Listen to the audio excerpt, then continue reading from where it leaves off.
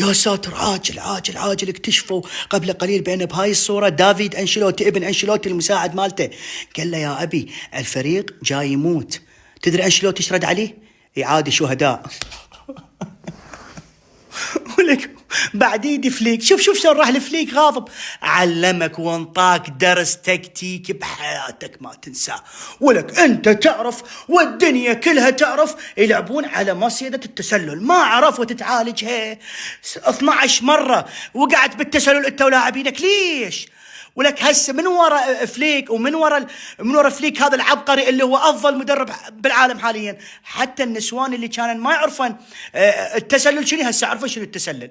براس من؟ براسك انت يا زوج يا انشيلوتي. اي والله العظيم كلمة حق تقال.